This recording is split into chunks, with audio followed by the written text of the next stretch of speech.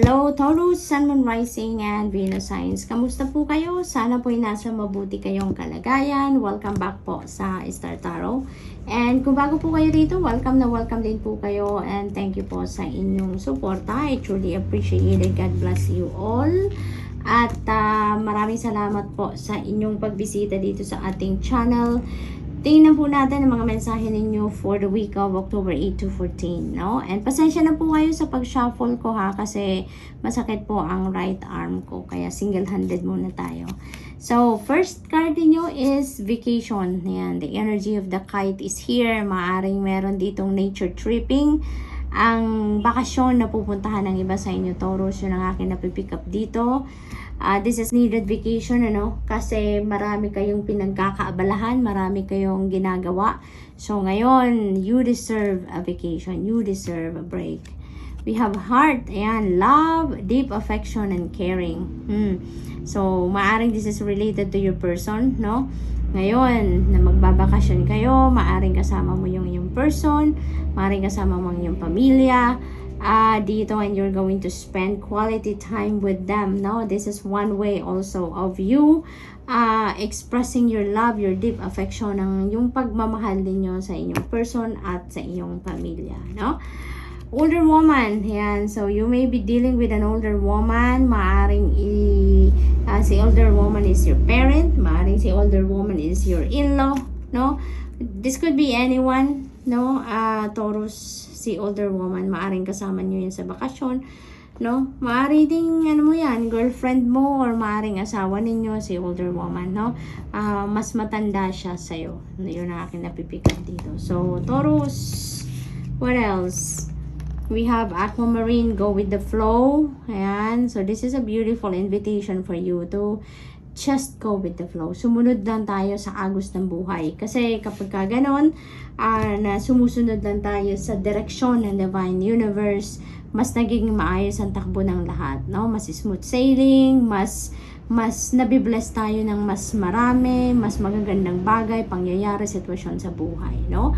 If we surrender to God, okay? So we have bring in the light. Yan, si Trine, bring in the light.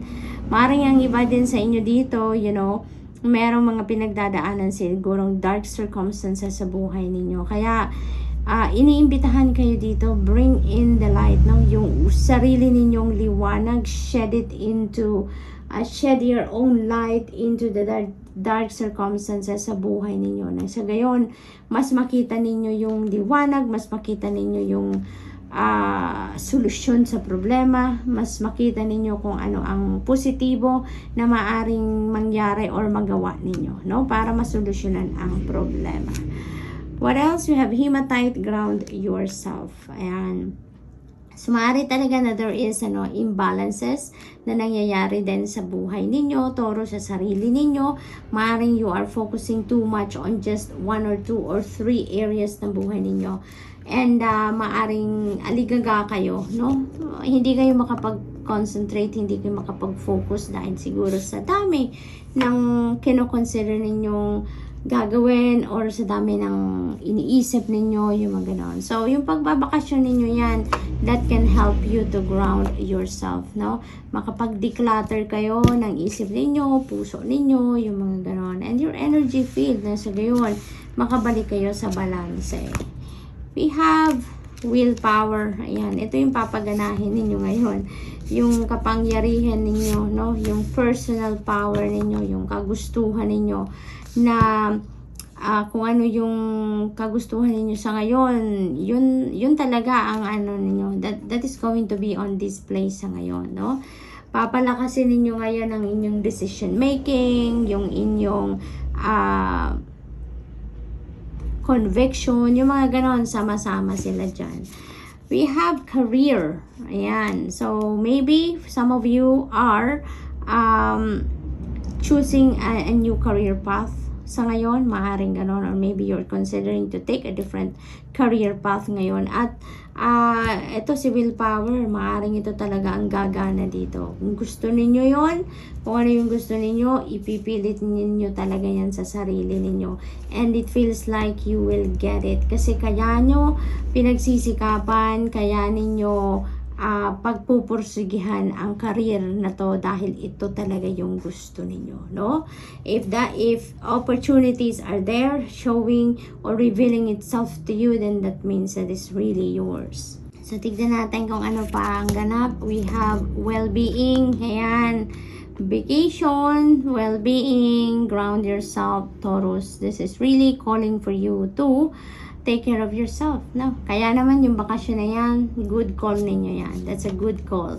Kasi kailangan ninyo yan. Otherwise, no, kung lagi kayong nagtatrabaho talaga, mas magpapile up ang stress, magpapile up ang laman ng isip ninyo, yung negativity na maa-absorb ng pangangatawan ninyo, ng sarili ninyo. Mas magpapile up yan at mas lalo kayong may stress, mas lalo kayong mapapagod. Kaya good call yan na magbabakasyon kayo and na take care of yourself, no? You are going to recharge talaga. Definitely, yun ang gagawin ninyo, pahinga, no?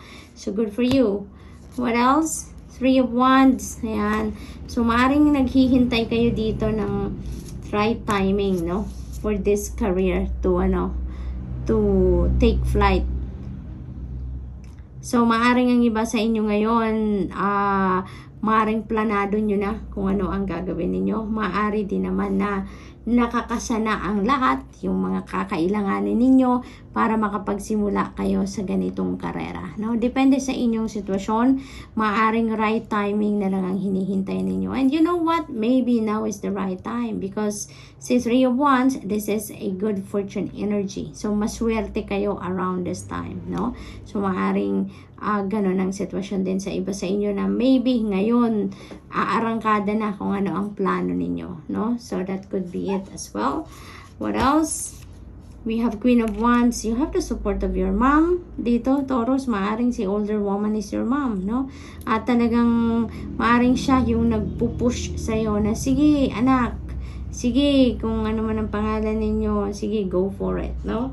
Maaring ganun. Or maybe this is someone, no, na nasa leadership role na siya, no, nasa mataas na posisyon sa trabaho na maybe siya yung nag-i-encourage din talaga sa'yo.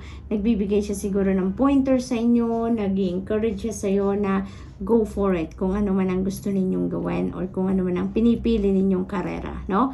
So, maybe this person is playing a very significant role dito sa pagpipili ninyo ng karera ninyo or sa pagpaplano ninyo, no? And by the way, pinapakita pa rin sa akin ng guides ko yung 3 of Wands, no? 3 of Wands also is travel. May travel energy. Kaya ang iba sa inyo dito is going to travel. Maaring related yan sa career ninyo, sa bagong career, or maybe related din yan sa business or pasyal or trabaho overseas.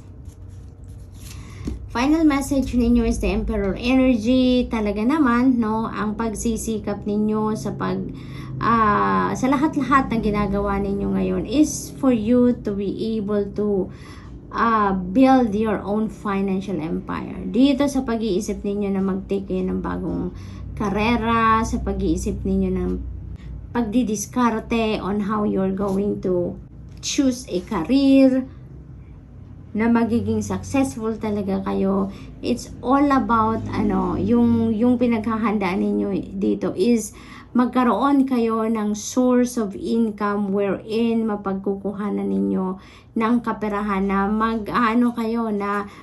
magbibigay ng pagkakataon sa inyo para magkaroon kayo ng financial success nang sa gayon makapag-establish kayo ng inyong solidong financial security and stability, not only for few months, for few years, but for the long term, no, Taurus?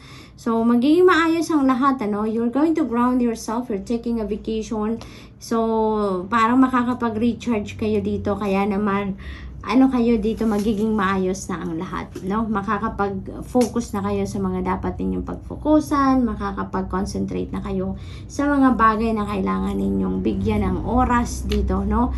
Makakatulong talaga ang pagpapahingang yan. Makakatulong sa inyong overall well-being ang bakasyon na yan, Taurus. So, good for you. So, that's all I have for you for the week. I hope nakatulong ang mga mensaheng ito in some way. Thank you for watching. Love and light. Namaste.